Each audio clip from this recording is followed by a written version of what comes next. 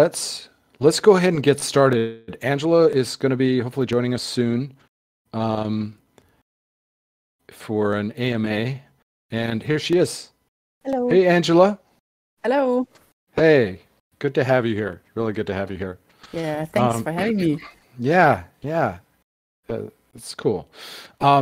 So we always start this, and Angela, if the music is too loud for you, you can just, if you're on your desktop, you can just right click on that chip, the white and orange little circle thing, and lower the volume down. It's cool. Thanks. Okay, good.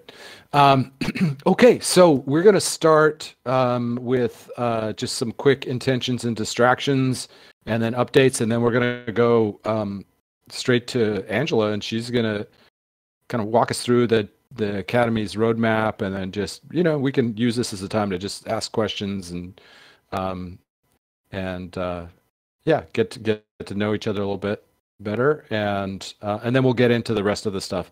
The rest of the stuff is basically kind of like walking through all these proposals that we're moving through right now. We're like doing some very tricky moves. And then Isaac is going to walk us through the Token Engineering Grants Program, like what's happening with that. And then Bear's got some organizational development work that we're trying to push through. Isaac has left some comments there about, so we'll talk about that, about like he's questioning some of these moves, so we can use some of this time to talk about that. And then wanted to reserve some time at the end to talk about the communications project that Bear and Joseph were working on. So, hey, Asad, welcome. So let's just do a quick. Let's start off.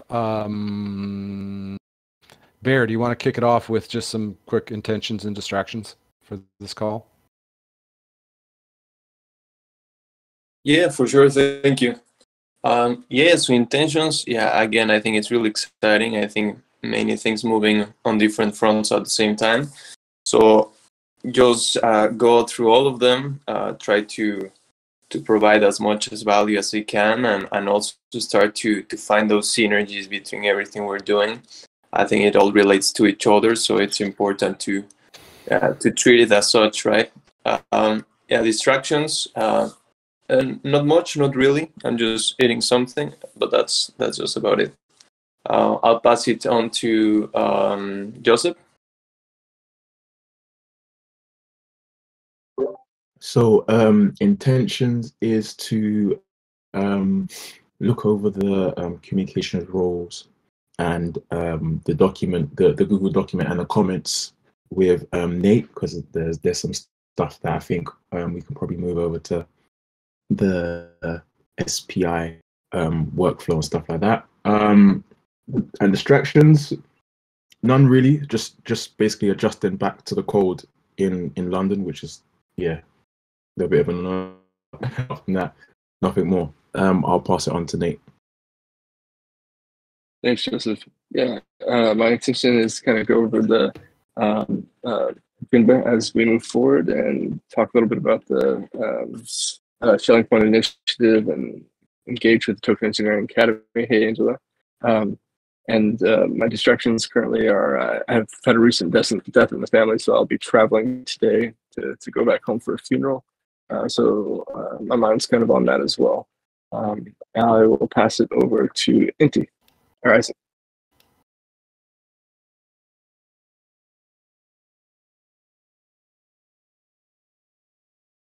Oh, sorry, I was muted.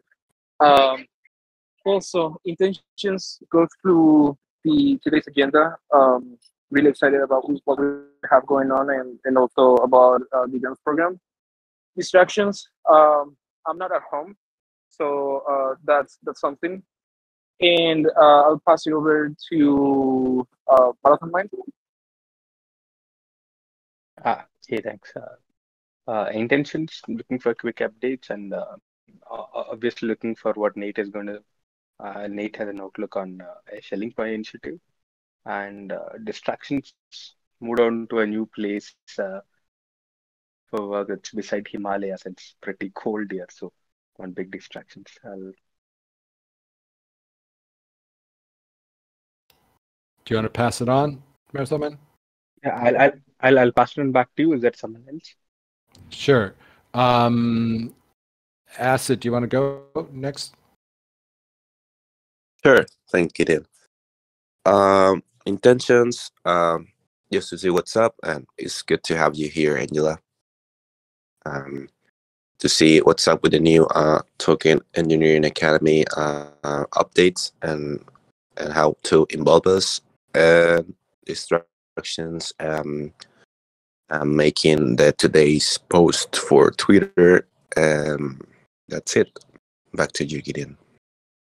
Angela, would you like to give us your intentions and distractions for the call?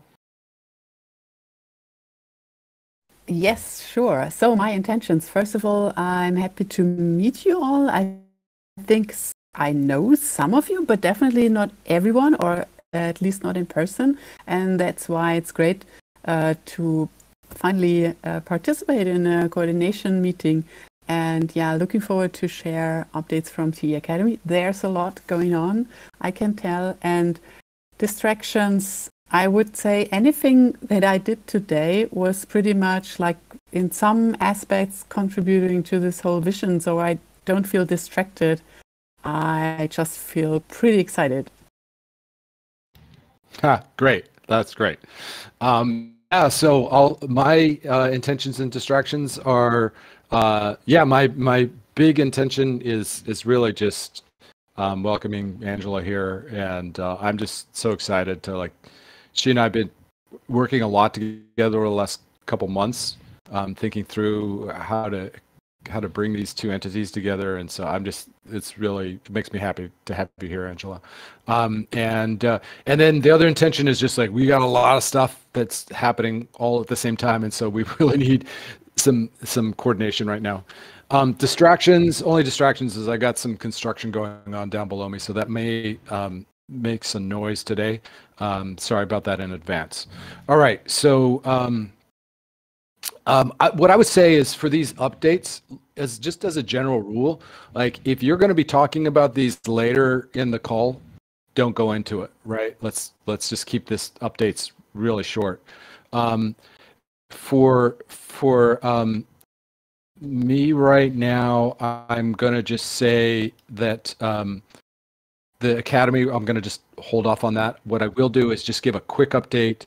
Bear and I were on a call on yesterday with this new stakeholder study that Livia has been leading, and pretty exciting actually. It's a good group of people.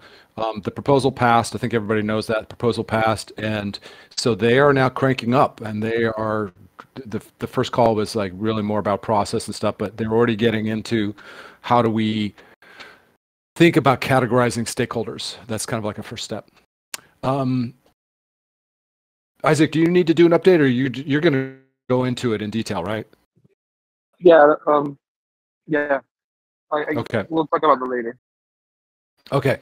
So Nate, you want to give a quick take on what's happening with Shelling Point?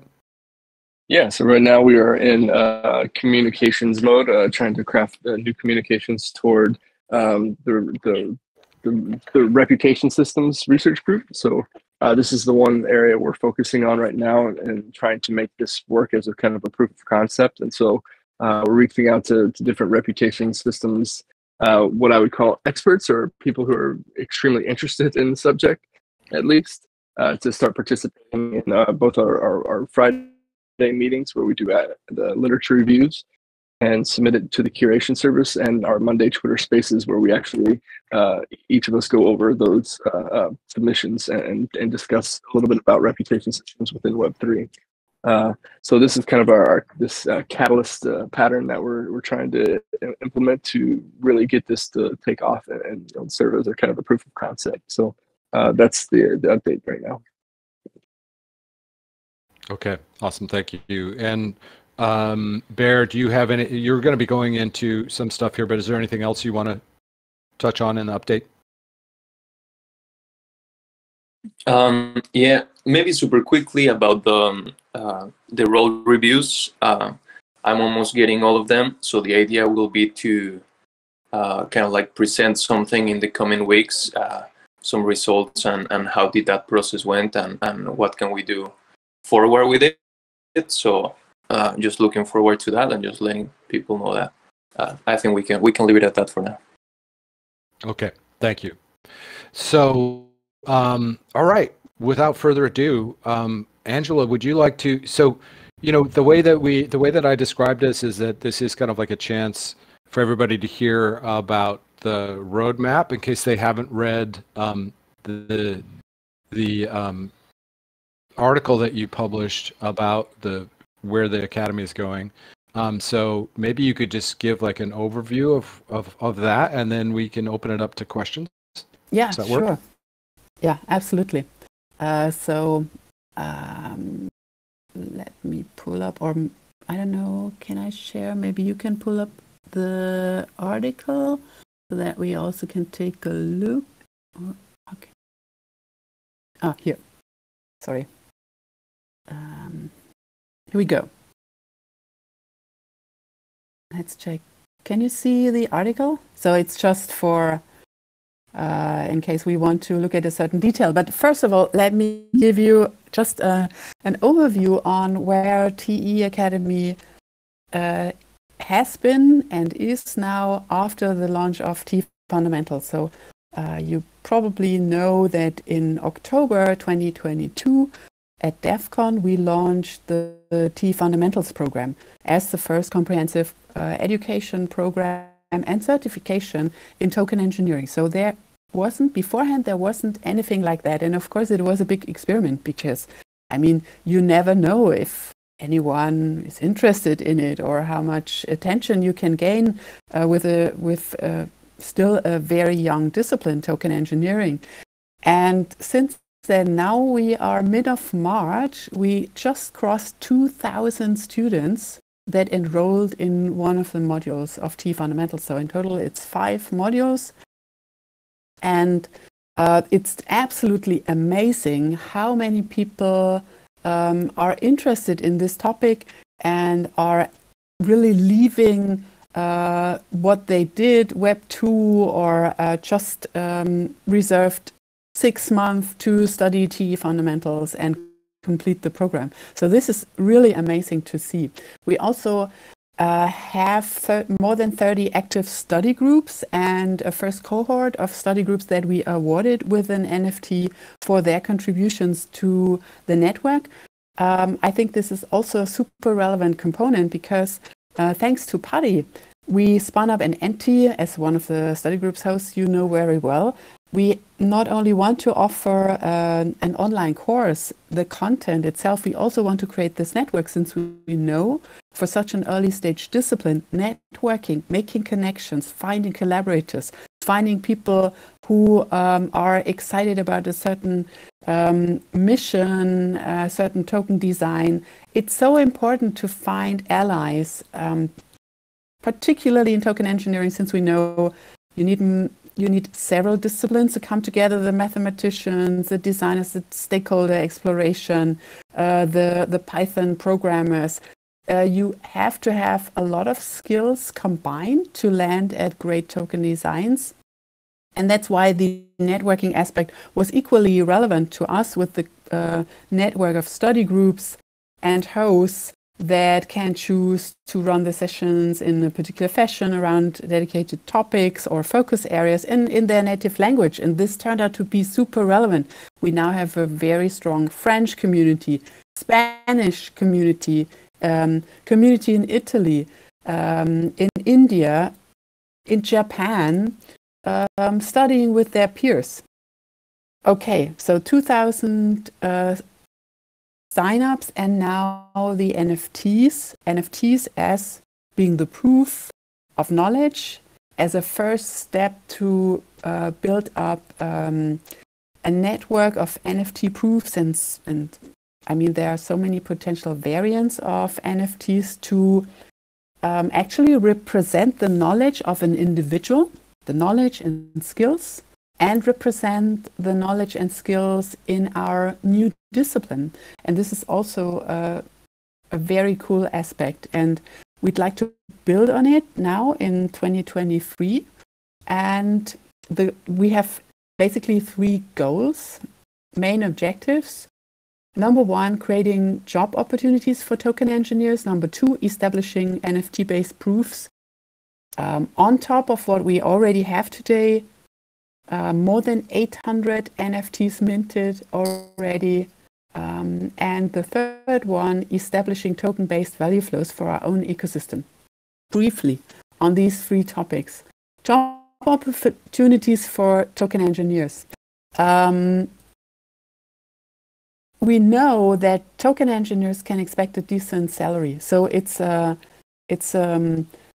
certainly equal or probably even above what you can expect as a software engineer. So this is really an attractive position. Nevertheless, it's still not easy for junior token engineers, for graduates to find their route to becoming a professional engineer.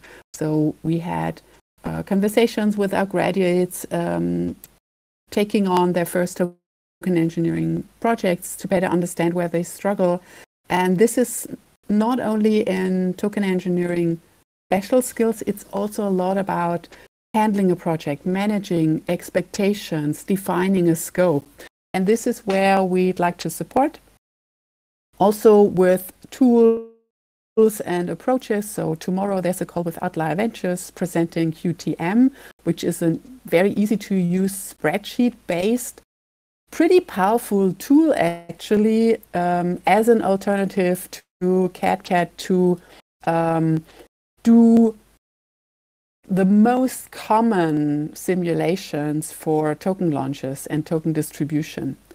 So we consider ourselves as a platform to share this knowledge, to help people understand and help people become professional token engineers. Number 1. The second one is NFT-based proofs. Here, let me scroll down a little bit. This is about proving contributions, and achievements for yourself, knowledge, skills, contributions to tool development, support such as mentors, tutors, or exceptional achievements in scientific research, cross-disciplinary collaboration. So these are potential proofs we can develop. And as a result, any token engineer is able to build up an individual track record, but we can also use it for third-party integrations like identity verification. By the way, this might be also a topic for Gitcoin Passport, and access and decision-making rights. In other communities, you can invite token engineering expertise based on these proofs to your decision-making, to your projects, to your bounty programs. And we can have aggregated proofs, meaning we can take a look at how our network evolves. We can use this for curation signals. We can use this for peer reviews or to understand the network formation of this whole discipline, which was not possible beforehand for any other discipline, to have data on how this network emerged. And last but not least, token-based value flows. So realizing that the asset of having thousands of students, of having hundreds of NFTs, is of course something we can build on for TE Commons, meaning can TEC as a token player role in our activities? Can we, for example, create demand, new token utility to make the TC token attractive, and can this way fuel and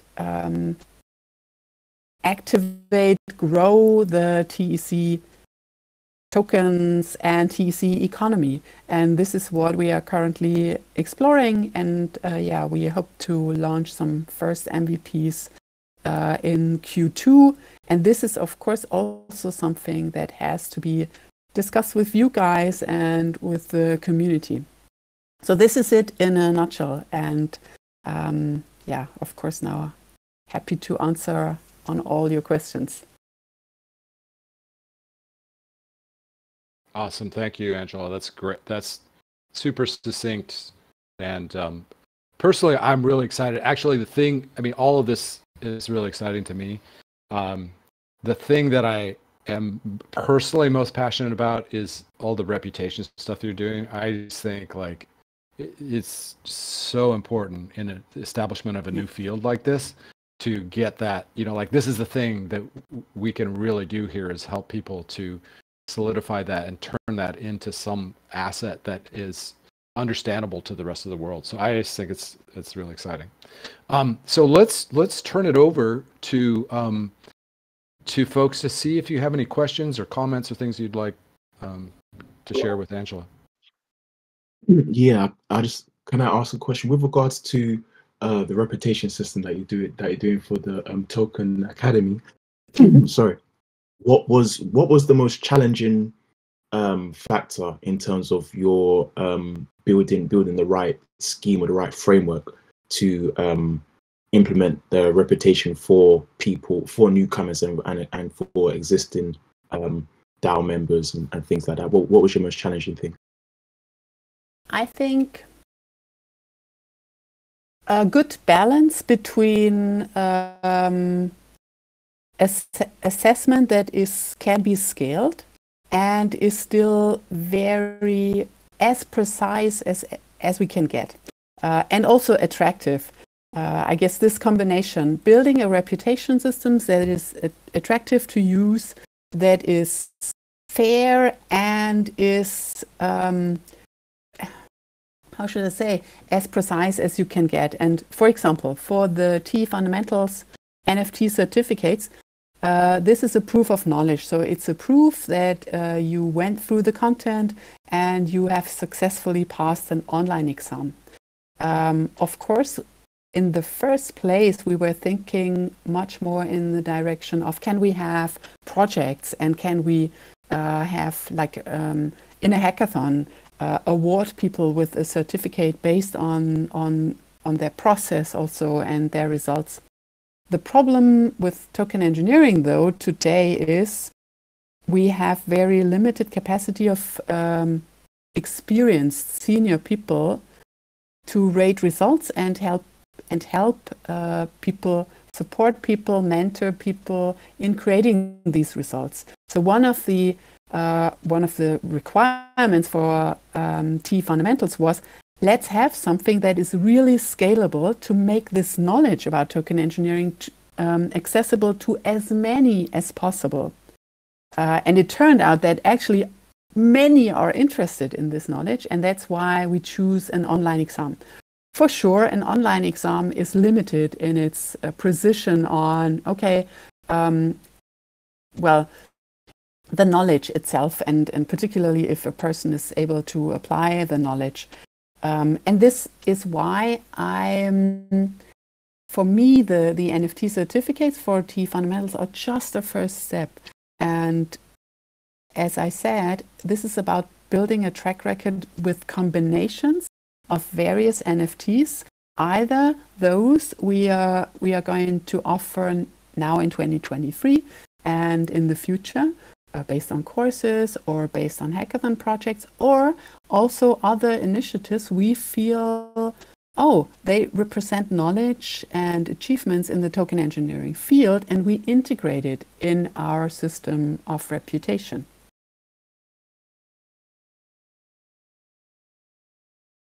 Hope this makes sense. Yeah, that's great. Anybody else have a question? Yeah. Hey, Angela, thank you for presenting that. I was going to ask, the one question that I wanted to ask is, from your perspective at the TEA, I know that you guys have been really doing a lot of developing and progressing the curriculum and just getting students to take the fundamentals course, organizing around study groups. My question is regarding, how do you see the TEC moving forward in terms of supporting the TEA in these kind of goals and pursuits? Is there anything in particular that you would like to see, or is there anything that we need to be aware of in terms of just kind of when we make decisions regarding the initiatives that we do have currently? Yeah, I think, during 2022, I think every TEC Commons and TEC Academy as well focused a lot on our own activities. Fair enough, because we had to build a lot, and actually we built a lot. And I think now since December, January, we are in continuous conversation how to weave these two things together to make the most of it. And I think this is a very important step, number one, and now seeing that so many of our activities are actually complementary. Just one example, and I'm sure there are many more, so I'm just mentioning this because it's on top of my head now. The Gitcoin initiative to use the Allo protocol and run a first pilot with funding token engineering projects. So here TEC takes the role of building infrastructure, pulling in funds, building ways to support and fund token engineering projects. And I think this is just perfectly aligned with the mission of TEC. TEC Academy now, in a complementary way, we have projects on our radar. Of course, internal projects, but also projects from students that we would love to see supported. And we can then surface this, invite people to put up their proposal, and also create activity around supporting these proposals. Because, ultimately, a successful pilot would, I guess, Auntie Gideon, you'd agree, it needs great projects. It needs mid-long-term great matchmaking funding, and it needs a lot of great activity from the community to curate these projects and to signal what's most relevant and what's most exciting to them. And I guess here we can do a lot in driving activities from the community, in surfacing, scouting for great projects, encouraging people to give it a try and apply. And also, I guess, in accountability, and this comes back to reputation then for the results. So how the funds are spent, how the results then contribute to the TEC economy. So there are a lot of aspects, and what I'd like to say is the syncing and aligning these activities to together make the most of it is something that I think can't be underrated. So it's really, can't be overrated, sorry. It's really, I guess, the best thing we can do now. And being ambitious in, okay, let's bring this to the next level. And let's build something that is exciting for the outside world when it comes to the design of it, to the technical infrastructure build, and to the community around it.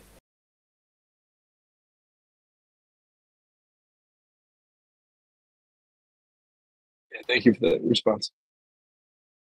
Awesome.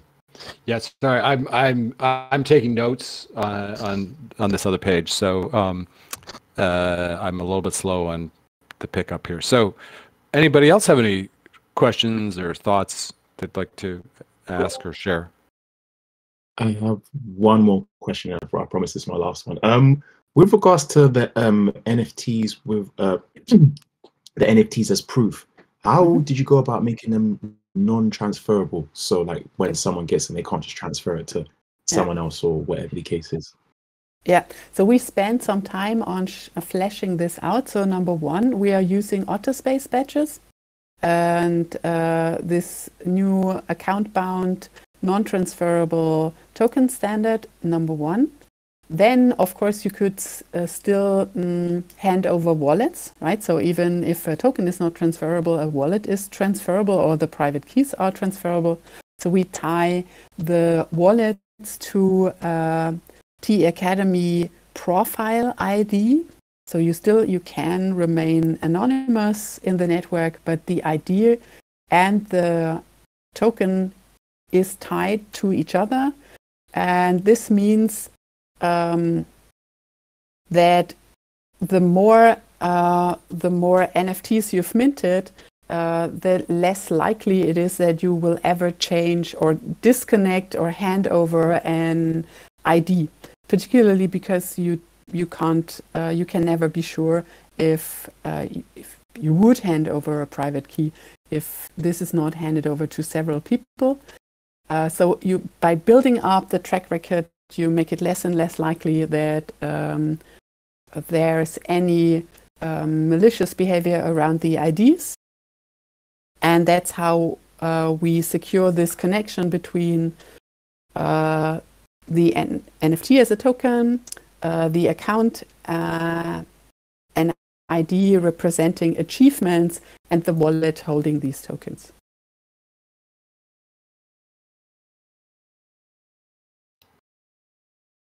Great. Any other And I guess, questions? Oh, go ahead, Angela. Go ahead. Yeah, I just wanted to add that we realize it's really, I mean, sometimes now we are taking the next iteration on and we had several alpha tests with students to secure via various measures that a reputation is really tied to an individual with zero knowledge. So you don't have to reveal private information, even though on a side note, people are totally happy to share this on LinkedIn with their real world names. So this is another aspect to it. But we thought, okay, should we really invest that much? But it turned out it's really important in the long run to make the system trustworthy, to make it bulletproof, because otherwise you just lose all the value of your whole reputation system.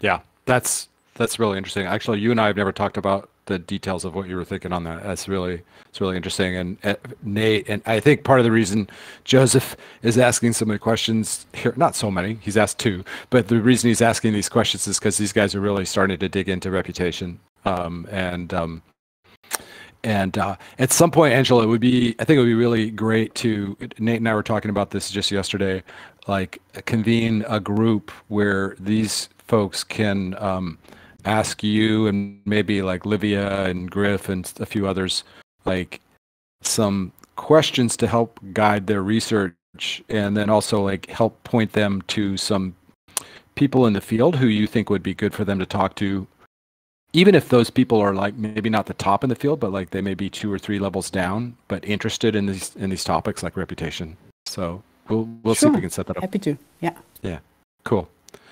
Any other questions or thoughts for Angela?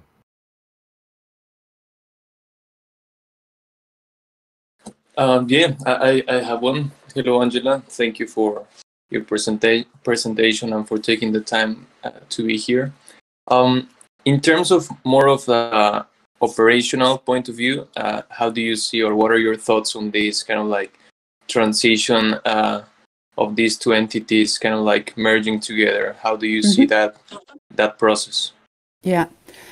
Okay. So first, for me, it's clear that TE Academy today is a private company, just to have a legal entity. But in the long run, this doesn't make sense. So it should be a nonprofit, and it should be community owned and community governed. Now we concentrated since 2020, we absolutely concentrated on developing the token engineering field. So the course, the practices, the tools, 100% focus on the token engineering domain. What we did not do, and I must say this was a choice, we did not do any exciting or even innovative experiments on the organizational setup. So how could this be run in the future? How could this be governed? How could this be crowdfunded? This wasn't on purpose. This was not part of the exploration. But I think now TE Academy at this stage, with what we've achieved, it makes total sense to start exploring this. And actually, we are discussing timelines of 2023, 2024 to make this happen. Now, I totally see the challenge of, okay, this means that operationally, TE Academy will be set up differently from what we have today. And for me, there are two, let's say, main objectives here. Number one, at some point, I want to hand over control. So I don't want to have a mix of it. I want to step back running TE Academy. I mean, running. Today, it's just me responsible for everything, accountable for everything, and also liable for everything. And that's why I say me in reality. I mean, Paddy is leading the study group work stream. Renee is leading now communications. You might have noticed that we have TE Weekly Reads and even a writer guild. So there are actually several people taking over a lot of responsibility to drive their sector, and I'm super grateful for that. Also the study group hosts. I mean, without them, it wouldn't be the same thing. But nevertheless, at the moment, I'm signing the contracts, let's say. And I, on purpose, want to have a step where I hand over control, because only then this transition to me is fulfilled to now it's community governed. And I think, of course, we should be well prepared, because I think the successful parts of TE Academy shouldn't stop. Instead, they should be more powerful, and we should ensure that they run as smoothly as possible, like the fundraising, like the student support, like our partnership relations. But then, of course, there are new areas we have to cover, and I think this will be the work of the next month to come. How this can look like, what should be the operational model, what is the legal framework most suitable for this future entity. I mean, legal framework to protect the members, to be able to be an interface, sign contracts with the outside world, because I mean, today TE Academy's funding is still coming from other legal entities, so you have to have one. And more questions, I think this is something we have to explore together. And I would love to explore it together, and it's not fleshed out at this point. I think TEC is just well suited to now, with what you've established at TE Commons, translate it to something larger, probably with TE Academy, and find the most suitable operational model.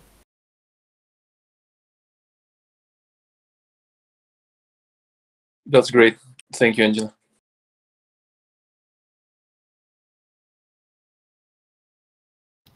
Yeah, that's great.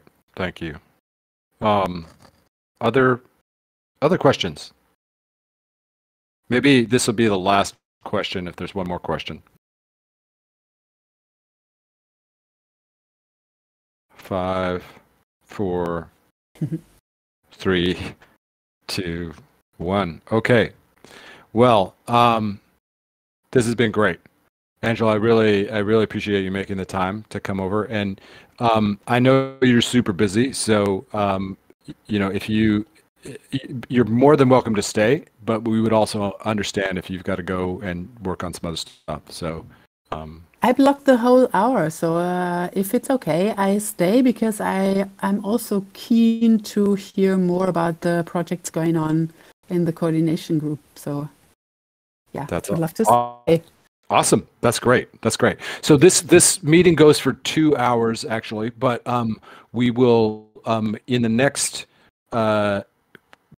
between now and the top of the hour, what we'll probably be able to cover is like all the stuff with the proposals that we're doing, and then the grants program. So you'll be able to hear about that stuff, and then the organizational development stuff and communications project that will go into the next hour. So feel free when you got to go, just feel free to just, you know, give a wave and say goodbye. But thank you again. Cool. Right. Yeah. All right. So Proposomania is how I feel. I feel like we are kind of trying to weave a lot of stuff together in over the course of really just like a few weeks. It's kind of complex. I tried to do the best job I could of like providing a frame for helping the community to think about all of these proposals, and basically just framing it as, in the big picture, we are not sustainable. We don't have long-term sustainability right now, and that the best way to do that is by bringing the academy and the commons together, and then putting in place some budgets, basically, that would fund the operations of both entities, and then use that as kind of a way to start to build some economic integration, as a way to start getting the wheel of the flywheel of token engineering commons token utility running, right? So basically the rationale is, if you look at the strategic framework, we already agreed as a community with like 98+% agreement that education should be the first priority. So we've taken an education first strategy. And then the other reason for making these steps is that it's just very practical. Like the TEC, over the last several months, we've had to spend a lot of time just like basically like cutting back our operations. And in that time, we kind of took our eye, basically off of building token utility, and which was the thing that we originally set off to do. But what was really clear is that we needed to bring our spending into a more sustainable mode. So from a practical perspective, if you look at like where the actual value is that's been built over the course of the past year or so, it's actually really in the education area, which is what has been done by the academy. This is what Angela and crew have been doing. So in terms of building token utility, this is our shortest cut path. This is like the fastest path that this combined entity has to actually building some token utility. So there's a bunch of stuff that we're starting to work on, and so that's another piece of the proposal.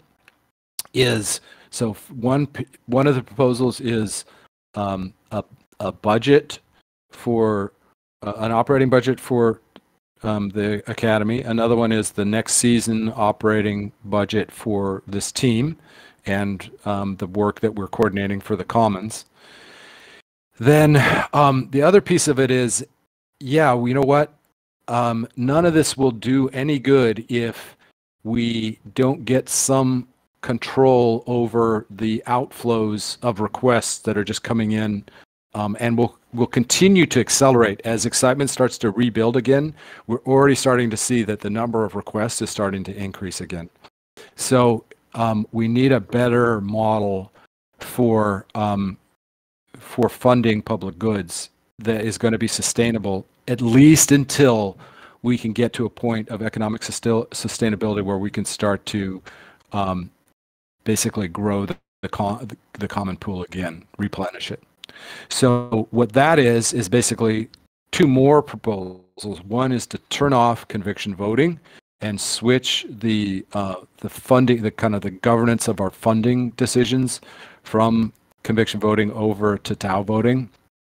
And then the second one is, if you think about access to the public goods funding of the TEC as like an interface, like an applications programming interface, like an API, we're basically changing that interface so that it's no longer through conviction voting, but it's going to go through the Allo protocol, basically. And so the Gitcoin's Allo protocol. So we are tightening the kind of the way that access, we make access available to those funds. And the nice thing about that is, just from an operational and a financial perspective, is that it will make the funds of the commons be used as matching funds to stimulate contributions from the broader community, the broader Web3 community, not just individual donors, but also hopefully, as we're starting to see, some larger organizational funding partners like ENS, for example.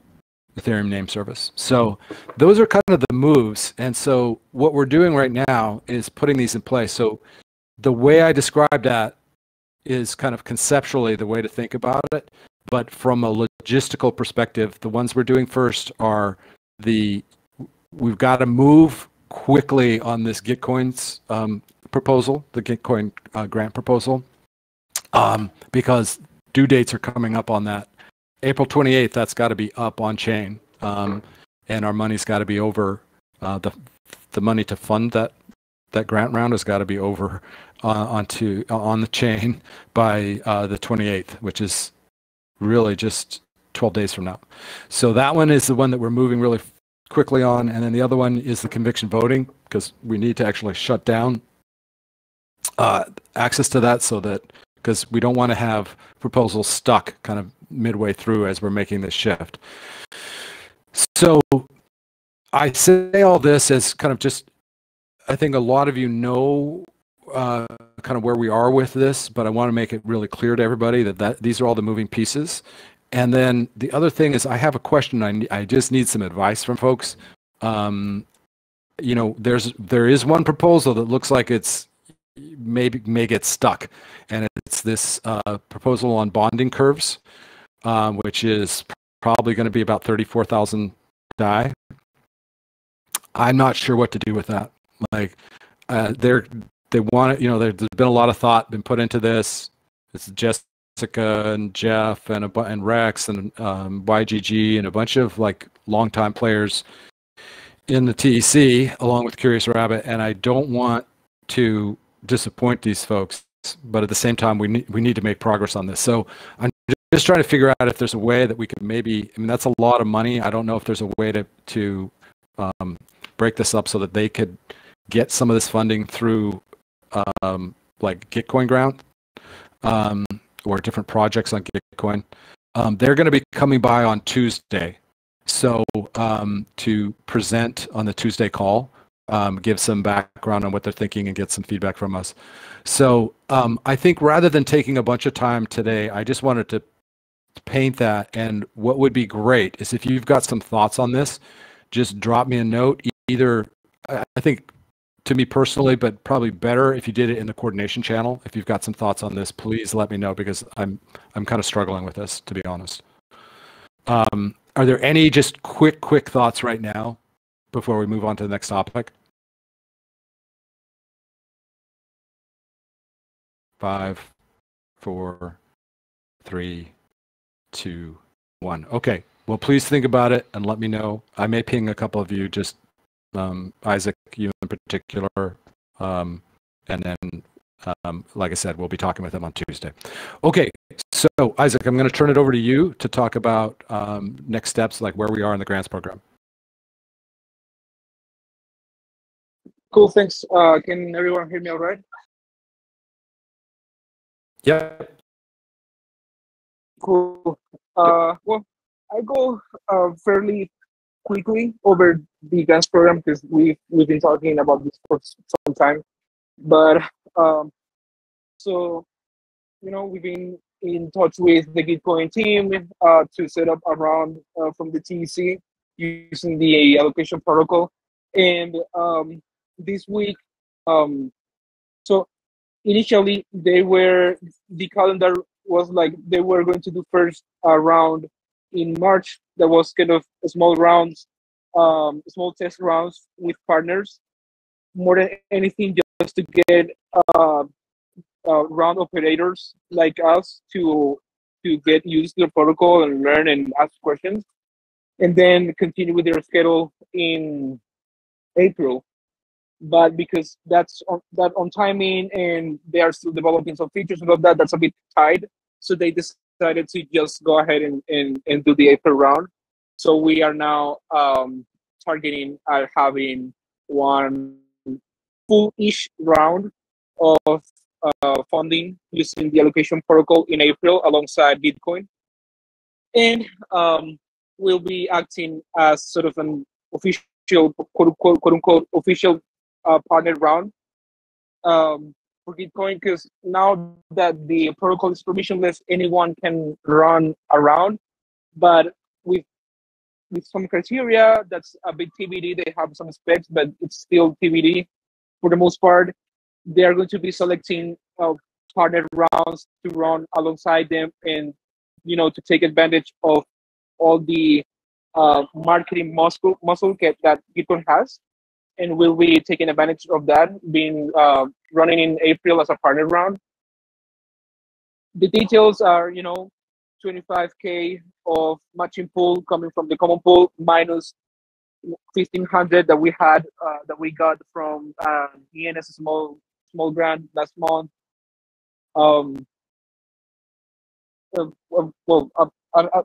Let's not go into the details too much in depth. I'm going to be posting the formal proposal most likely later today. So anyone that's interested, I invite them to look after that in a few hours. But now the thing is that this is very time sensitive, and it's an amount of work that I won't be able to do by myself, and so I think it's important, or I'm hoping that we can now, or that we can sort of move the project priorities around a bit to just take onto this round and get everything covered, everything solved, and then continue with all the other things that we have going on. I have here in the agenda some of the tasks that we need to get done, but before going into them, I'll just open the floor for any particular question or something.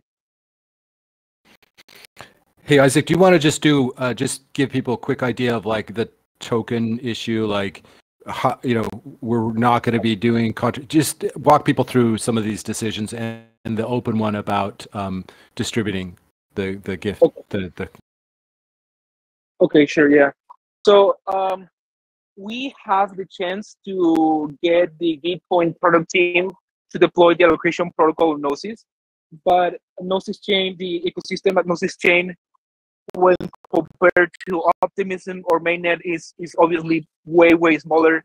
There's less TVL, there's less active addresses on the Gnosis chain, and most of the rounds in Gitcoin are going to run either on Mainnet or Optimism.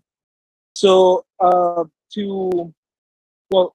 think for us, for the TC in general, and for me personally, it's very important that we protect the donor and grantee experience when using the platform, because that's the only way that we're going to scale a grants program to the point where we can consider it a successful grants program.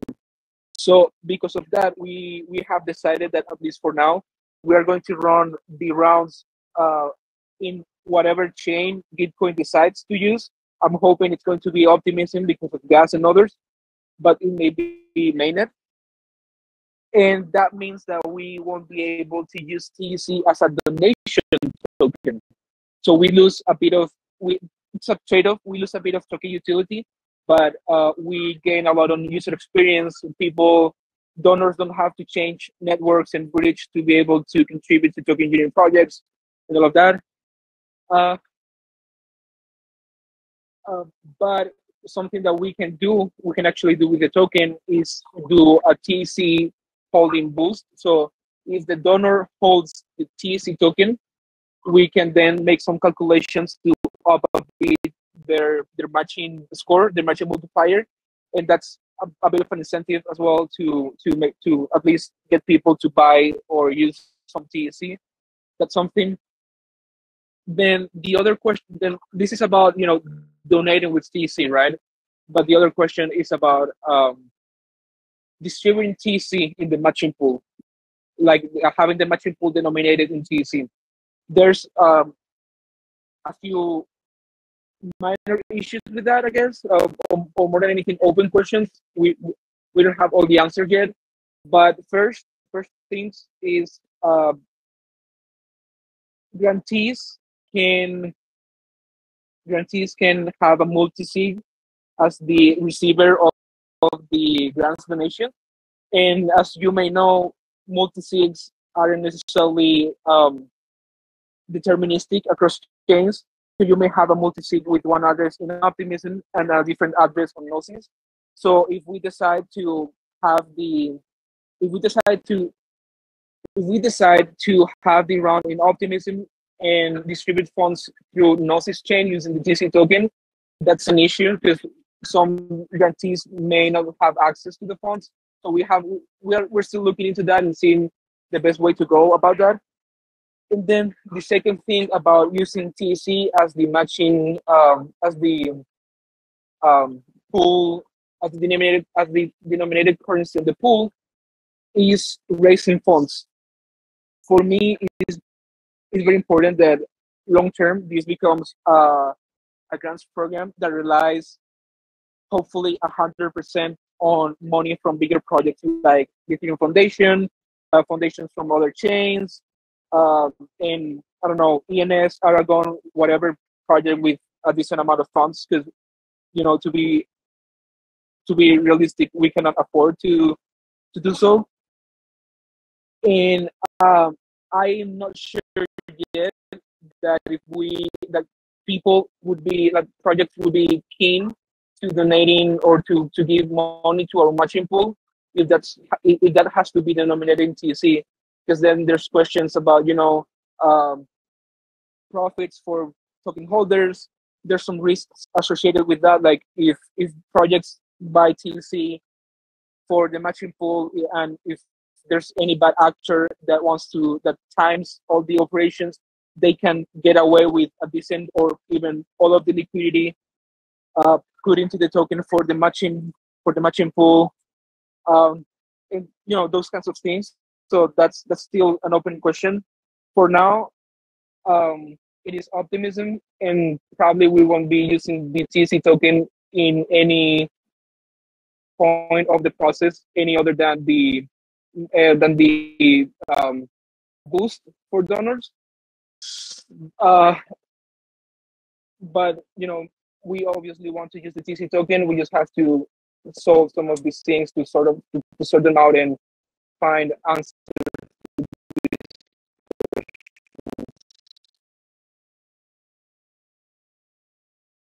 Possibility. So this TC token boost idea.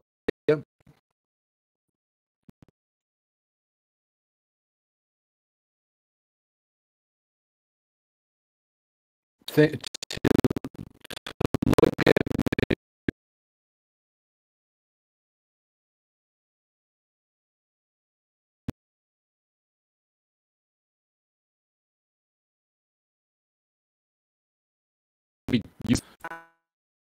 First of all, I'm really so happy to see this and to have the chance to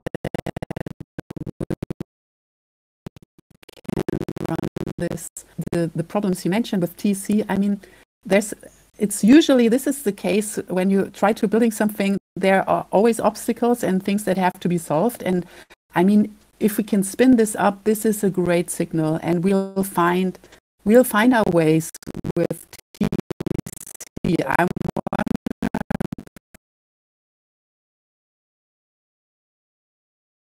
percent happened.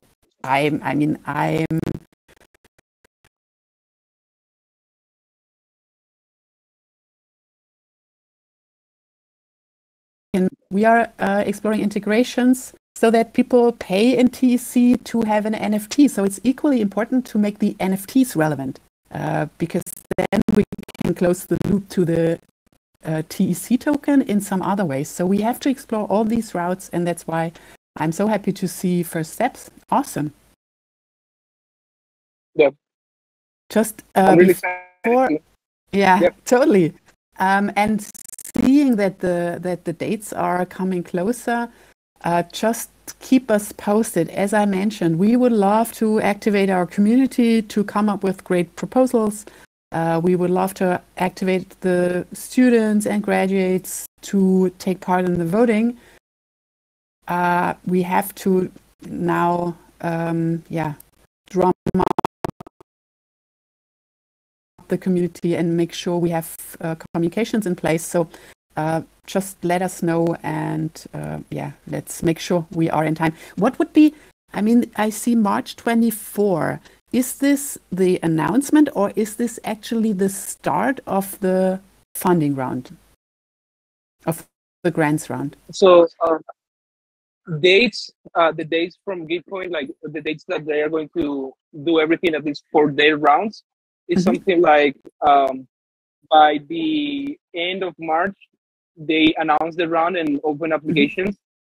They run applications for a few weeks in April, and then I think it's 24th of April that the round opens and lasts about a week or two. So that's roughly the timeline. We are probably going to follow the same dates as well. Okay. Okay. So meaning the actual moment when we want to have our community contributing with their donations is end of April, roughly. Yeah. Okay. This gives us then 4 weeks, roughly 4 or 5 weeks, to drum up the community and get them informed and excited. Sorry, not exactly, because the we'll come back to you with all of this stuff. Yeah. This is part, but the grant applications open on April 1st. Okay, grant applications are projects who are applying for. Exactly. Okay. Yeah. So it's going to be, this is moving really quickly. It's moving super fast. Like, actually, we talked to them on Monday, and everything kind of flipped around after that call. So they're moving quickly, and that means we got to move quickly. So, but I trust we'll make it happen. So sounds good. Just wanted to confirm. I'm super open to support with whatever we can at TE Academy. Yeah, and well, the next part of what I was going to touch on is about that. So there's, if you can go over on the agenda again, please, so that everyone can see the tasks. So I have the project divided into 2 main projects. So projects with each one has a few tasks. And they're mostly about, defining criteria for the round, like under which conditions should projects be accepted into the round or denied. Also, developing a communication strategy, making a few Twitter threads, and all of that jazz. But also working to reach out to projects, obviously like the TE Academy and some others that are out there, just to make sure that they are, that they are on the loop with the round, and that we can provide support for all of the projects to put the grants up and even apply to multiple rounds if possible. So now the question is, I need some help with those tasks. I cannot get, like, this is very time sensitive, and I don't think I can get everything done right now. There's some things in documentation, there's some things on doing a few reports, and there's some things on communications.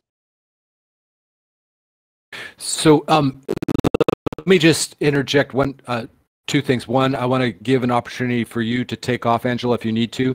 One quick thing, Isaac and I were talking about yesterday, is the possibility of maybe we set up a project that is a scholarship project, the TEA scholarship project, as like a specific thing, and then you set that up as a pool. So that's just one thing.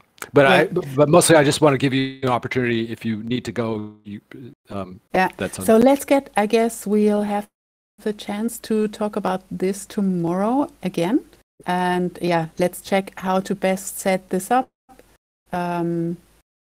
Absolutely.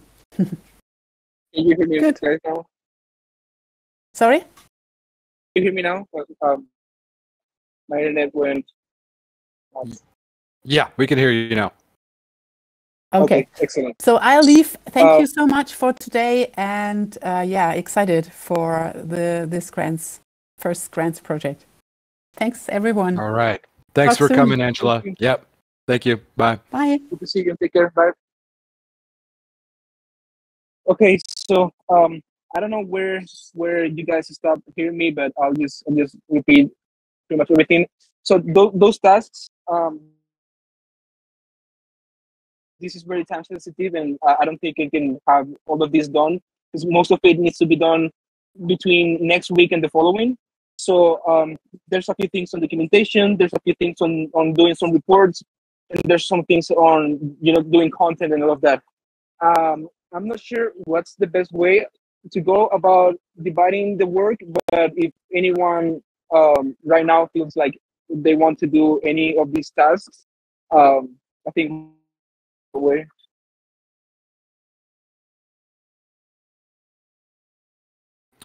How about this? I can open up each one of these if you want, like the admission criteria, the grant configuration, and we can just, or actually, let's not do that. That's too much detail.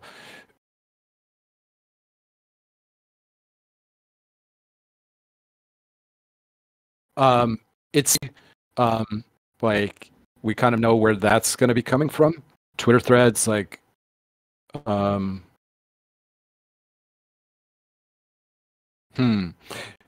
yeah, I think there's two parts to this. So Isaac, you tell me if this matches with what you're kind of like trying to achieve here. But I think the first part is freeing up time from other projects. And then the other is getting those people and then allocated onto this. Yeah. What do you feel like you need the most help on? Do you have a sense of that at this point right now? Probably with communications.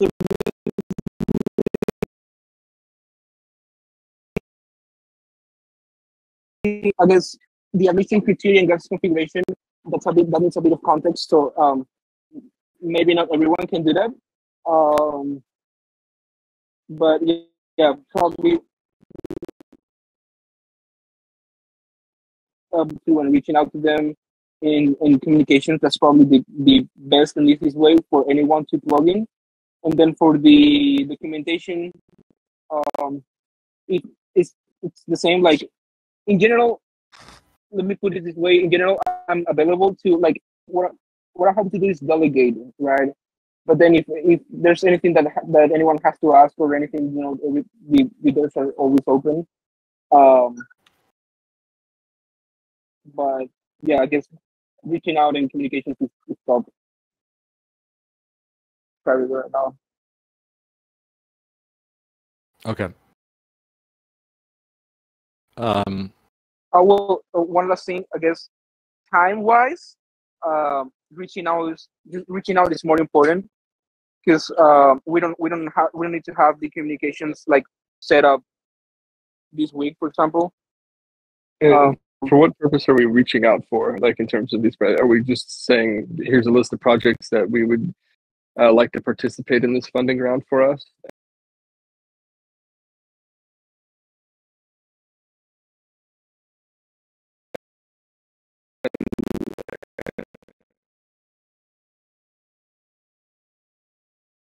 Participate, we are happy to help them in any way.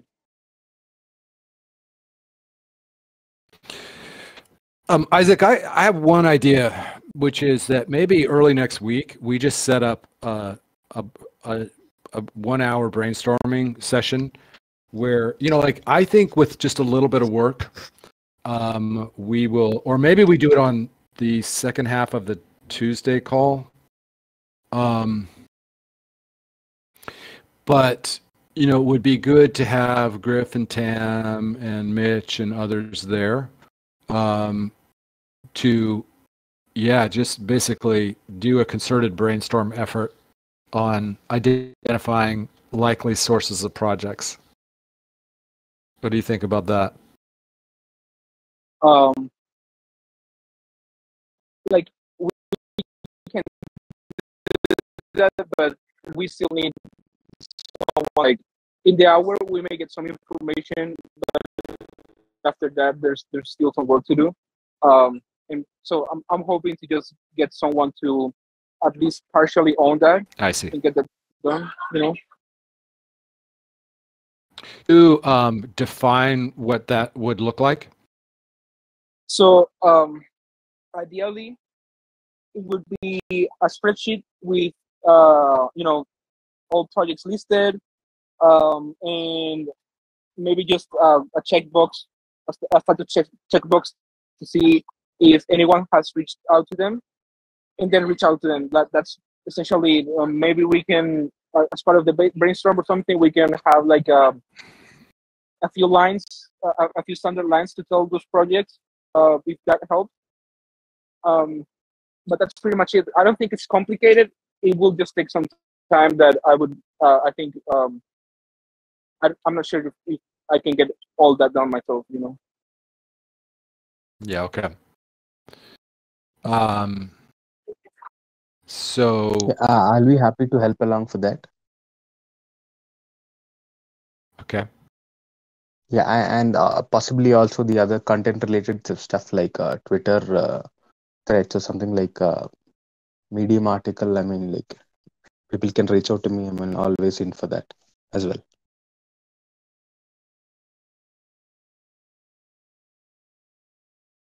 Okay. That'd be great. I think Isaac, so the one issue, Marathon Mind, is the time difference thing, but I think there's definitely some pieces of this where the time thing's not going to make that much of a it's not going to make that much of a difference. Isaac, what are you thinking? Yeah, I don't think this is something that we are going to even need much synchronicity. Is that, I don't know if that's probably said, but because as long as I just don't think it's that hard of a task. I just need someone that can take into it and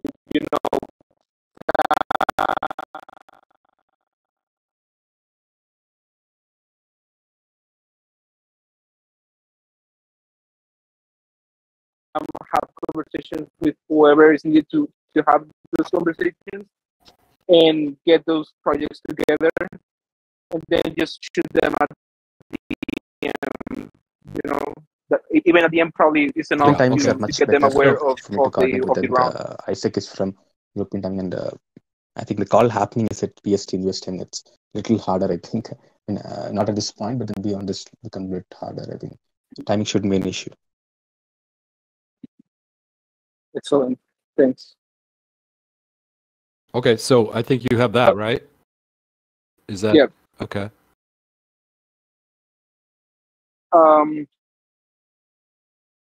And also, and then, Isaac, just one thing. Do you want to use part of Tuesday for a brainstorm or not? I'd say not top priority. Like, if there's time, we can do it, but I don't think it's absolutely necessary. Okay. I'll take it off. Okay, thanks.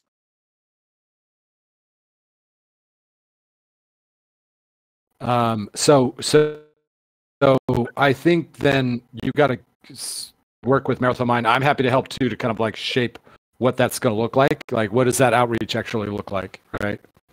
Yeah. And one last thing. I don't have, like, those are just a few tasks, but I think it's also important to mention that or to be prepared to make room in other projects beyond round approaches. So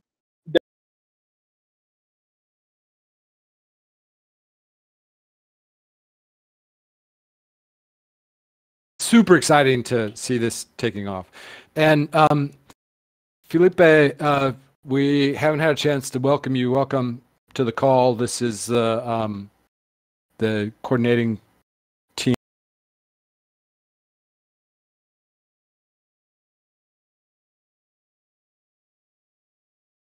Coordinating the various work that's happening in the TEC. So welcome. I don't know if you want to just say hi. And if not, that's fine too. Okay. All right. So I think we have 2 items left. So the organizational development work.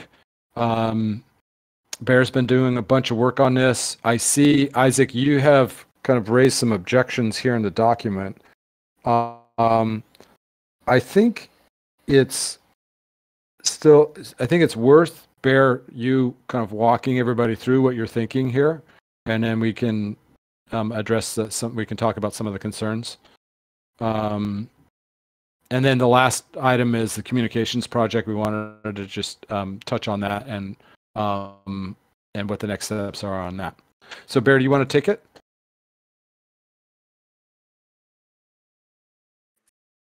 Yeah, for sure. Thank you, Ian. Unfortunately, I'm having a lot of problems with my computer. It just shut down suddenly, so that's why the recording bot exit the call. So I'm trying to fix this. But yeah, we can go over this once again. I've been trying to we tried to talk about it on Tuesday and also on last week, trying to explain kind of like this cycle that we're proposing and how could it help us. It's cool because, for example, what's happening right now with the grants program, is like it's a project that is starting to build a lot of momentum and that is requiring a lot of attention, right? So our priorities might start shifting towards that specific project, right? And that, I think that acknowledging that with enough time in advance can give us room to organize and plan ahead better, right? And the other tricky part is how do we also kind of like ensemble and organize all of these projects and all of these efforts and fitting them into the costs and into the budget that we have as a team, right? So it's kind of like, again, how do we measure progress? How do we cost the different projects and tasks that everyone is doing? So it's, like a lot of these interrelated questions that we need to try to answer and to try to come up with a way to figure out recurringly. And that's why we've been trying to work on this kind of like cycle. No? But before that, I just wanted to mention also that I think we are realizing that there's a lot of certain work that could be held under the umbrella of kind of like organizational development in terms of all of these organization roles, projects. How do we work together and how do we collaborate as a team, as a coordination team, right? So part of the intention would be that I think it would be really worth it to start getting into the habit of maybe having a small section every week on Thursday that relates to this type of work, where we can talk about these specific topics and give clarity and improve our processes and give updates, everything that's needed. I think there will always be some type of this type of work that we need to tackle on. So having said that, and going back to this kind of like cycle structure that we were working on, I think it would be also really good, Gideon, if you could just kind of like open up the March calendar that is down there, like that point. You can display the whole calendar there for March, right? To have it also like visually represented to make it easier for everyone. Just give me a second. I'm trying to open the notes here. So what we are proposing is to have this kind of like monthly cycle of, right now, before it was 6, now it's kind of like 8 steps that we would be kind of like taking on, right? They might seem like a little bit time consuming and kind of like hard to go through them. But I think if you think about it, these are all things that we are already doing, right? Like for example, today, right? We are starting to have these conversations about the priorities that we should be taking moving forward. And that's actually the first point that it's there, like trying to define high level next month's priorities, So if we take this example as of today, maybe for April, it seems like it will require a lot of attention and become probably the top priority, the grants program. So if we're able to set some time in the calendar so everyone knows that, you know, like on this day, we need to start talking about the priorities that we will need to tackle the following month. And if we have that scheduled, I think that's going to make it pretty easier for everyone to be better prepared, to have better cohesion and organization between everything that needs to get done. So that's how the cycle starts, with defining next month's priorities. You can also kind of like expand on that point, Gideon, if you can, to kind of like see the detail of what I mean, defining high-level priorities. Then we're talking, and that's the yellow box in the calendar, you know, and just as an example for this month, the idea is kind of like today, if we could start talking about these priorities, I think we would have enough time to get ready for everything else. Then the second point, sense making.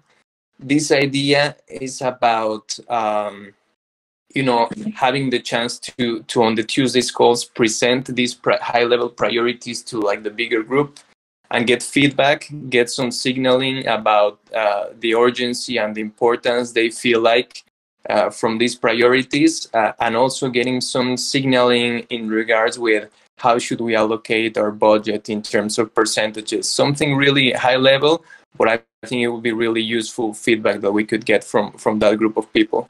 So in terms of the calendar, I think that would be something that we could definitely do on Tuesdays, and that would be like next week. Then the third point, synergy and feedback. It's also kind of like what we're trying to do in this call, right? You know, like it seems like there's some communications efforts on the grants program, but we also have the SPI, but we also have trying to define the processes for the communications. So talking about all of these issues through, trying to come into agreements, trying to find these synergies and in how can we be more effective with the work we are doing, so we're not like overstepping or duplicating work, or you know, just not being clear with our intentions. So that could be also be part of this kind of like cycle, and that could be, I think, pretty well done after this sense making session. So maybe like, for example, next Thursday we could have that as part of our coordination call. The next step, presenting smart outcomes, right? That will be like the following week, the following Thursday. You know, I think this approach can be pretty useful. I think we can give it a try, see how it goes, because I see two really big benefits to it. One, in terms of accountability, you know, like measuring and keeping track of what everyone is doing, like the progress and results they show. And the other one, it's in terms of costing, right? I think it's an easier way to cost really more detailed, precise outcomes than costing, sorry, like broader projects or broader kind of like initiatives. And that can really facilitate us also like the compensation, the individual compensation part of things. And as the next step, you know, that probably could get done on that same call is coming into an agreement for a new budget for April in this case, right?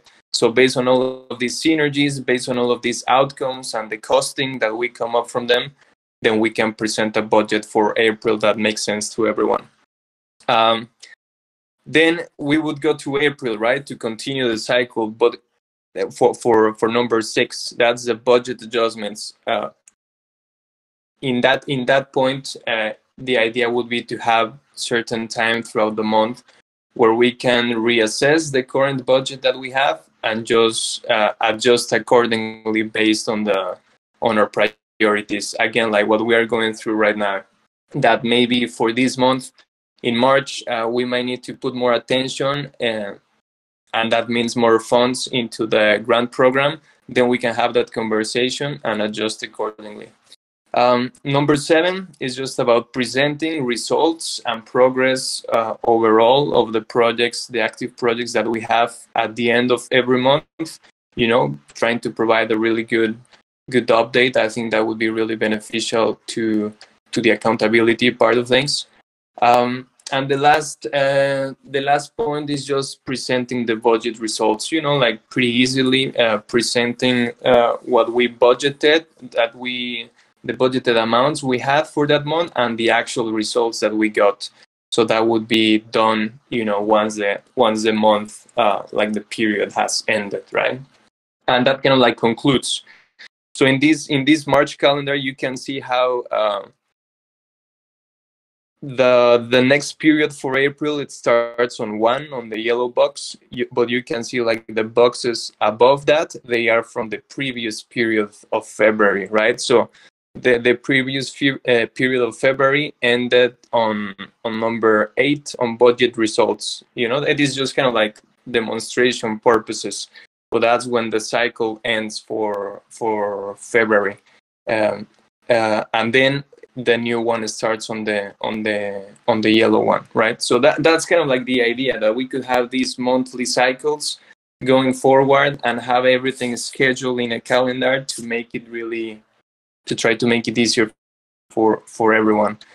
So I'll leave it at that. I think it's still kind of like a lot to take.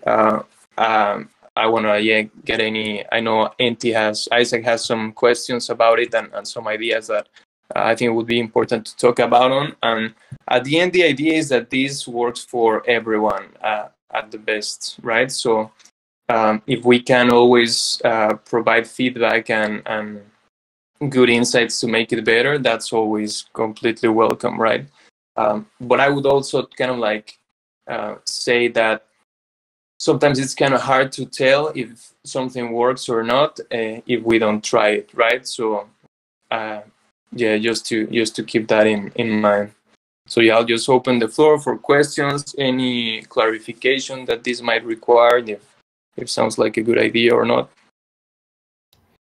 I just have one quick thing to say. It's like, I think, you know, it would be easy to look at this and go like, whoa, this is a lot of overhead. But I think the idea here is to get really good at moving through these things pretty efficiently on these calls. So we're not spending like a whole bunch of time.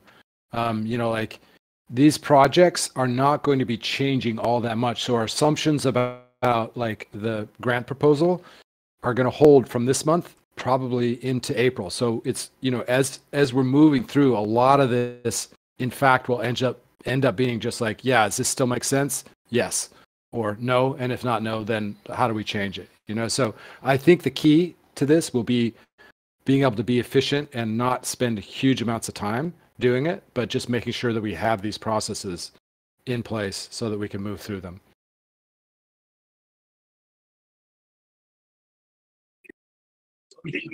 I'll probably go ahead and chime in because I've already made some comments on the document. I have to fundamentally disagree with the cycle overall, and that's because sorry, one second.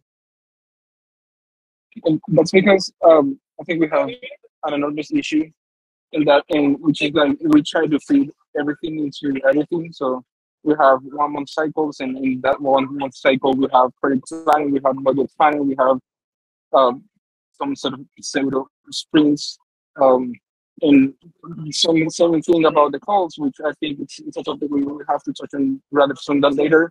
But you know, the calls are we set to divide Tuesdays from Thursdays, like contributors and coordination, but they end up looking the same, and they are project calls, they are administrative calls, they are everything. We have to start separating things and making sure we don't overload everything.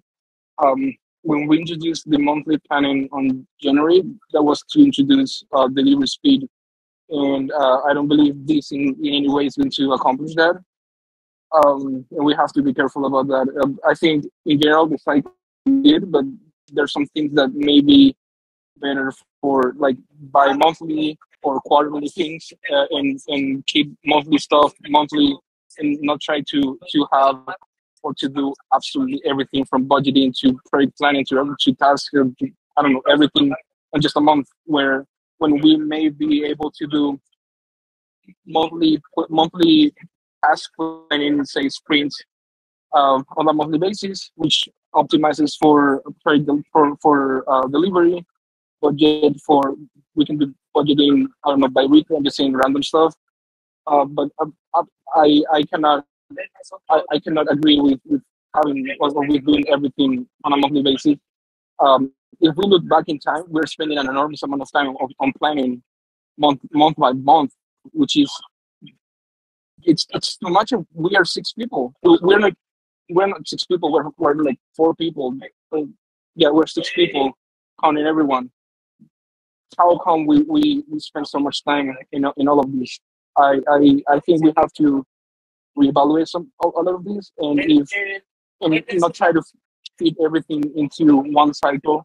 Because if, say, with planning, if planning for some reason takes some time and some thought, and we cannot do that monthly, we shouldn't try to fit to just move everything else to slow delivery, slow take time from other things, just to make sure that we can do budget on a monthly basis. Because unless there's a really good reason that it doesn't make sense.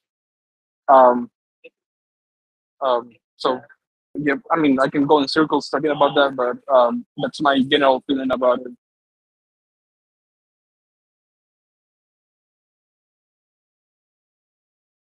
I'll share, two observations. The first is I share some of what your sentiment is, Isaac. You know, we should always be really careful about overdoing it with process, right? And so every time, like your role is like, has so far been questioning at each turn whether we are doing that, and I think that's a valuable role to play. So I think you should keep doing that, and I think it's good. And I will share with you my experience of like in my last job. This was a mission-driven consulting group. We had about 25 people. And at a certain point, we decided that we were going to try to implement holacracy, or like basically something like holacracy. And we actually even talked to the holacracy guys when they were just getting started. And we started doing it. And what we found was that, it takes a lot more process to have self-directed work teams, to not have a hierarchy. With a hierarchy, you have a boss who basically says, do this, and then you do it. And maybe there's feedback loops and stuff like that. There's fancier versions of a hierarchy, but hierarchies are pretty efficient at just getting stuff done. And when you move away from that, coordination costs kind of go up. And so in the end, in my old organization, we abandoned holacracy, or, that the self-directed work teams approach. And we went back to traditional hierarchy. But I think that's not really the solution here. And so I think, there is some overhead with managing ourselves as a team, with building these kind of feedback loops and making sure that we're allocating budgets the right way and prioritizing things, and doing that as a team in a self-directed way does take a little bit more work. So I think our challenge is, if we want to keep doing that, if we want to if we want to be a self-directed work team, we just have to make sure that we have the right processes in place, and that we are constantly honing those and making them as efficient as possible. I don't know. I guess that's my take on it. I mean, I guess I don't disagree with the process itself. I think it's a good process. I disagree with the timeline. Every process or every cycle should be put up in place, so that we can get the most out of it. if monthly planning, if the sprints are have tasks at the center, you take tasks and you deliver them during the sprint. If we start to complicate the sprint, then we are rendering it effectively useless. So and that's what we have to be careful with. Who said we have to do everything in 1 month? And that doesn't mean like I don't necessarily think that we have to take anything from this process down. But who said we have to do absolutely everything on 1 month, from administrative, from budgeting, from task delivery, from project planning? How, why, or like I can see how having everything on month is any efficient or doing any good to any of the processes. Because I can probably bet or say that some of those processes suffer from being done in a month, because maybe it's or just too little time or too much. So that's I guess the first thing I want to solve for.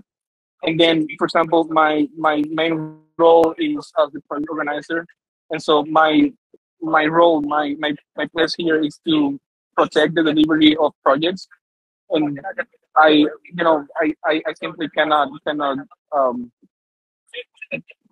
I have to protect that we remain quick, fast, and responsible with all the projects. And I'm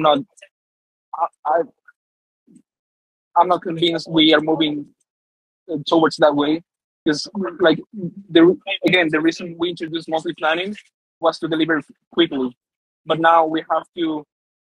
Now we don't deliver tasks. We form projects on a monthly basis, and that's risky, because projects are made to last 1 month.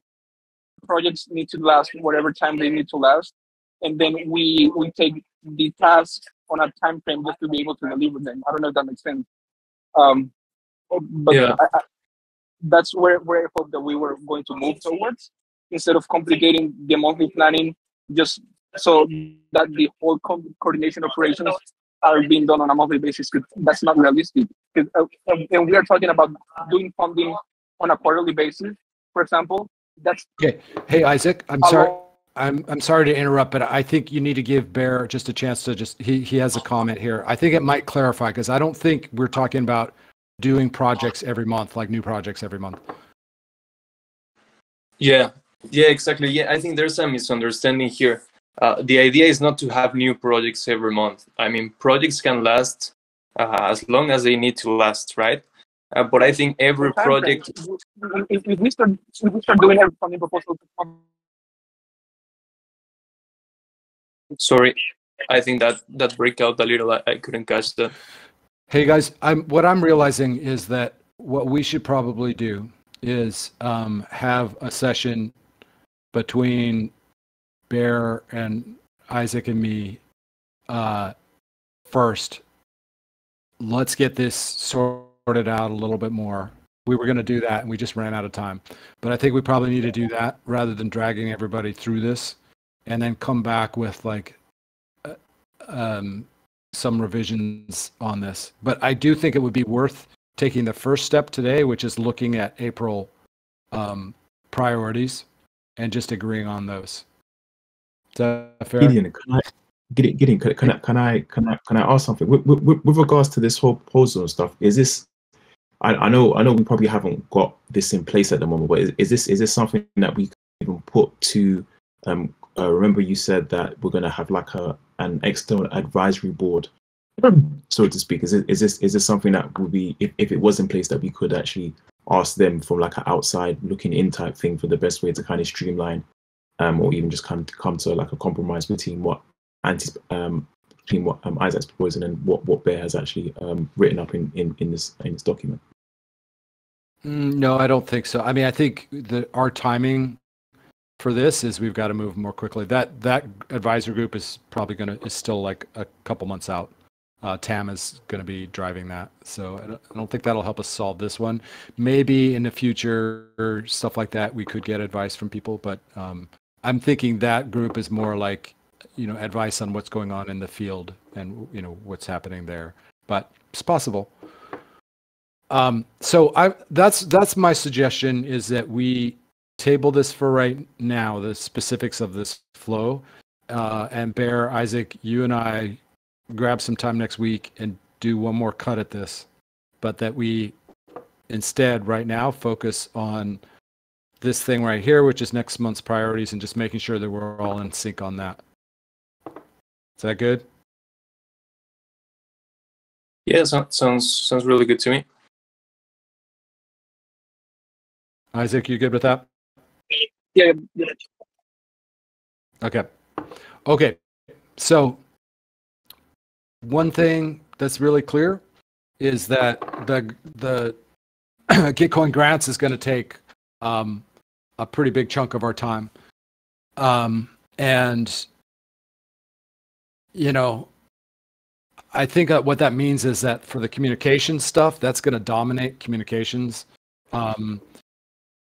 I think I'm going to need some time from people, but I'm still trying to think through, like, actually the thing that Isaac's done in terms of like breaking up the project into various tasks. I've still got to do that with the TEA. I've got part of it done, but I don't even know how I'm going to ask for support, but I am going to need a little bit of support next month.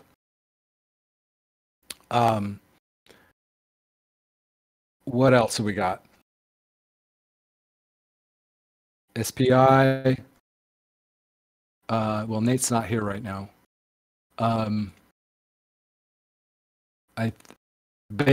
talking to him, I think, what we agreed was that we're going to be kind of refocusing the efforts there. Like, you guys are already moving in that direction, Marathon Mine and Joseph, on the curation front, like shifting the curation from the share it channel over to more focus on the reputation effort. You guys are already doing that. So I think, one way of describing this would be to say that curation work becomes like the second tier work. And so all of the work that you guys have just said that you're willing to help with, Isaac's going. The work that you've just volunteered to help with on the Gitcoin on the grants front basically takes priority over the SPI stuff, but that the SPI is what you do in between. Does that make sense?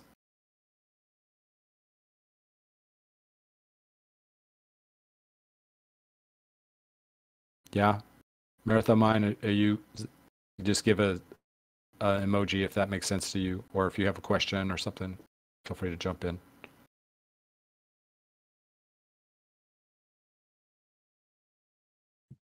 Okay, I'm gonna assume that. Yeah, Bear. Yeah, no, I agree with that, and again, I also think that one of the priorities and one of the kind of like central pieces for everything on April will be, again, communications, right? So maybe we can, I don't know if you think it would be worth it to also kind of like try to take some time on the project itself, because it's probably going to cover, Sure. It's going to try to help us clarify a little bit more about the SPI and about the grants, and defining the scope of each of them moving towards April, right? Yeah, I think that's good. Let's look at that, and then we'll wrap up.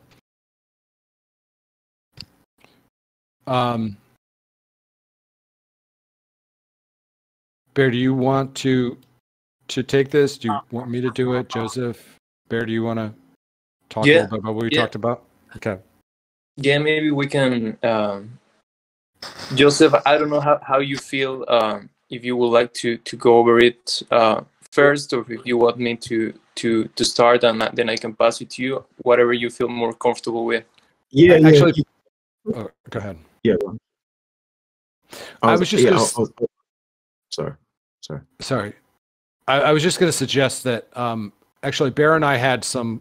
I don't know if you guys had a chance to talk yet, but Bear and I had some conversations about the framing of this. Have you guys talked about that yet? No, yeah, no, I haven't spoken to Bear after I've reread like the comments and stuff like that earlier today. Yeah, so yeah, we exchanged just a couple of messages, nothing in too much detail. But what I can do is just to go over that changes maybe that we talked about, Gideon, and kind of like the change of scope that we were trying to give to the project itself. And that's what I mentioned to Joseph. So the idea would be, I think, that for this project to try to narrow it down into a more concrete and basic stuff related to communications in regards with the processes and kind of like the practices that we take, right? So before it used to have a little more outcomes that were part of this project, and those were reduced until to just like 6 that are again focused more on the processes. There were others that had to do with content creation, with Twitter conversation, with reputation and public goods, kind of like creating a list and listing of different people and projects. I was talking with Joseph, I was telling him, and this is what we talked with Gideon as well, that it would be probably worth it to move that work into the SPI project itself, as most of the content and most of the work will be coming from that initiative rather than having it here as a standalone project. I think that would make it more effective. It could allow us to allocate more funding to that project itself as well.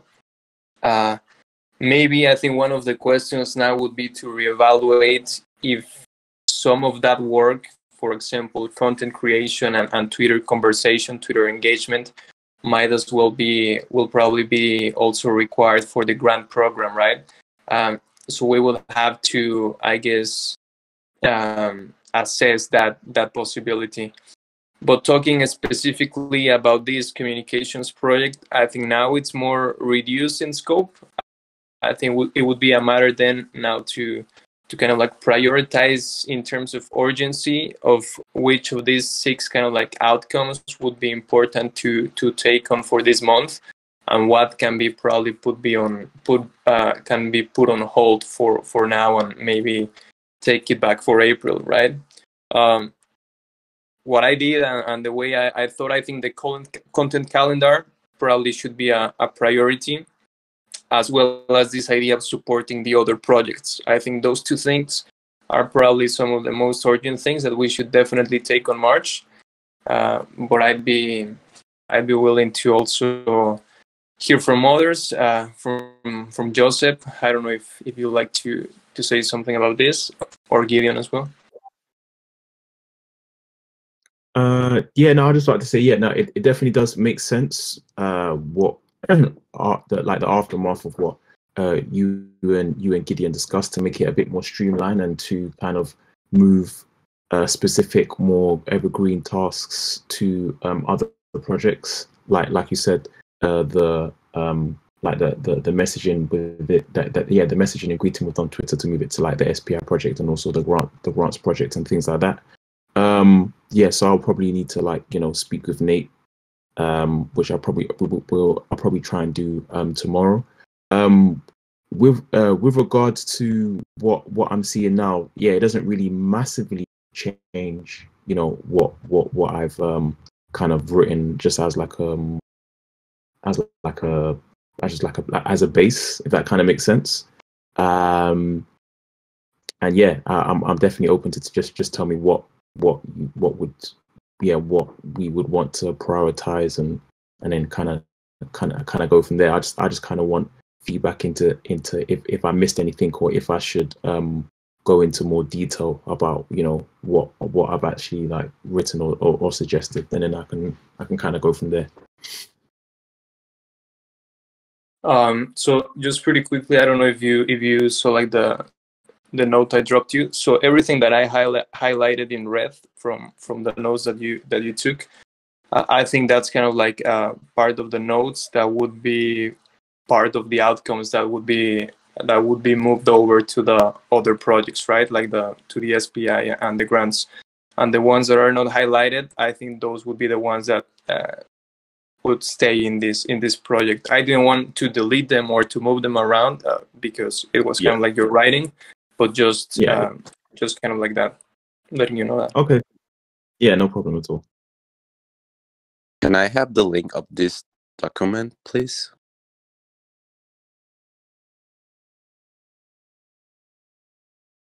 And I need to go, but it will be great to have this conversation in another call about this communications project.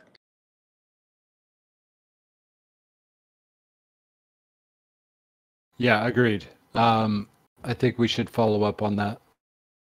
And my general feedback, Joseph, is that I think we're just going to have to be like, I saw all of the kind of the evergreen tasks, and first of all, I love the enthusiasm. I think it's really, eventually we're going to get to a place where we're going to, step up and do LinkedIn, and we'll have Medium back up and running again. But for now, we've got really constrained budget that we're working with. So we're just going to have to just be ruthlessly efficient with how we prioritize our time and energy. So I think that, if you can, in April, March and April, really focus on the ones that Bear's tagged as urgent. And, you can get to these other ones, that's great too. But I think if the communications team is really working on those things, I think that's about the right size investment, because so much of the work is going to be going into supporting the grants program and then also the SPI.